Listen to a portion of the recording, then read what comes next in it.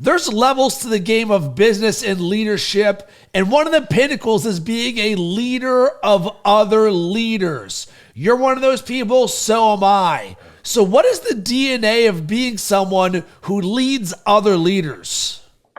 I think the DNA of somebody who leads other leaders. Wow, it's a very, very difficult task, and there's not a lot of people actually out there that can do this um, well, because it takes a tremendous ability to put your ego aside to be able to do it.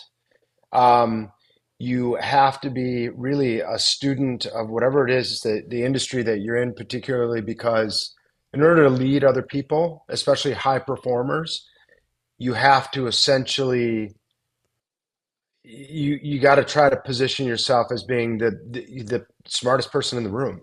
And what I mean by that is that you should have advanced knowledge, a good enough understanding of all aspects of the business and all aspects of the things that you're trying to lead, um, in order to be able to do that.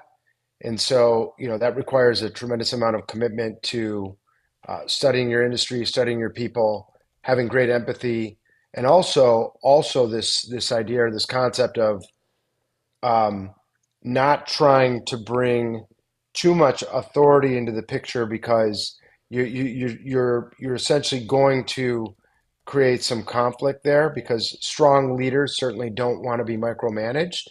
And so you have to be able to find that balance of almost a psychology of really understanding how that person wants to be managed, and be able to try to deliver on that for them. But listen, it's not. I mean, I'm going through it right now. I'm one of the businesses that I'm involved in. We are scaling up our org chart, and that requires, we're hiring some talented people. It's kind of an exciting time, but in one particular instance, we have um, an individual that's getting brought into the organization that actually was part of the organization in a past time, who had a higher role than the person that's currently occupying this person's former role. So, she's coming in underneath the role that she essentially had in a previous time. And so, um, it really is going to require the individual that's currently holding the position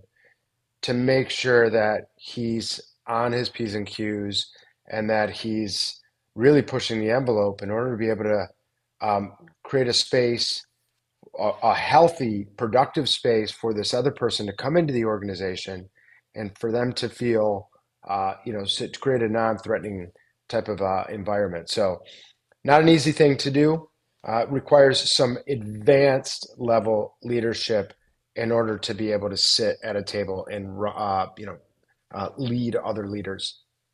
Yeah, and I love this conversation because this is something that I uniquely have as a gift. And the way that I think about this is, number one, you lead by example. So the way that you're a leader of leaders starts with, this is who I am, this is how I live, this is how I lead. It's in the DNA of who you are.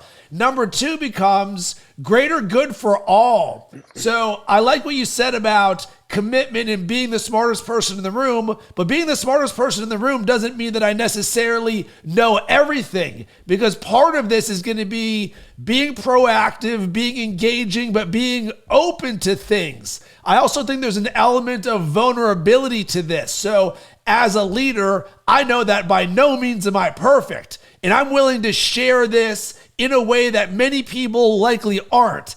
And at the same time, I've done this on such a level of mastery that there's an element of respect that comes here. So I'm someone who is a community builder, among other things. So from one-on-one coaching to building communities of hundreds and thousands of people. And it's like, how do you ... One of the things that is part of being a leader of leaders is almost the way that you would think about throwing a party. Like, you're the guy who brings everybody together. So you're known as the guy. It doesn't make you better than anybody else, but it makes you the person who says, listen, we can all be better if we all show up a certain way. Here's the standard for how I can show up. I'm not perfect at this. So part of that is a mutual respect and trust that comes from that. You see someone who's doing it and living it, and you're like, listen, I want to be a part of that guy's world because I see the way that they lead. I see the way that they're selfless. And so much of what we talk about in Leadership DNA in this podcast is a part of this, but it is really, to me, the essence and the way of being in how you see you being the best, and that it can actually be the best for everybody else.